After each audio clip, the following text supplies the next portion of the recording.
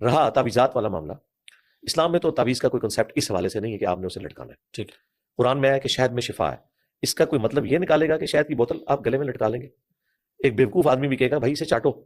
तो कुरान जब कह रहा है कुरान में शिफा है, तो इससे शिफा हासिल करने का तरीका, जिस तरह शहद से शिफा हासिल करने का तरीका चाटना है, कुरान से शिफा हासिल करने का तरीका भी तो अल्लाह के नबी बताएंगे ना, पढ़ना जी वो बताया इसे पढ़ना।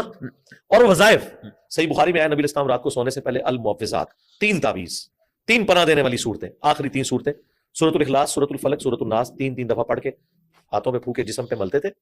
और मुस्लिम शरीफ में हदीस है, नबी इस्लाम के घर वालों में से कोई बीमार होता, आप यही 3 सूरतें पढ़ के उसे दम कर देते। दम करना सुन्नत है, तावीज़ भी सुन्नत है, ये वाले तावीज़, ये नहीं कि कुरान लिख के आप गले में लटकाएंगे या उसकी नंबरिंग करेंगे, उनका क्या लेना देना कुरान और सुन्नत के साथ। फिर अबू दाऊद तिरमिज़ी में हदीस है, जो सुबह और शाम 3-3 दफा आखिरी 3 सूरतें पढ़ ले, हर चीज से कफायत कर जाएंगी। फिर अबू दाऊद तिरमिज़ी में हदीस है, एक सहाबी कहते हैं नबी इस्लाम ने मुझे वसीयत की थी कि हर फर्ज नमाज के बाद एक एक दफा आखिरी 3 सूरतें पढ़ लेनी है।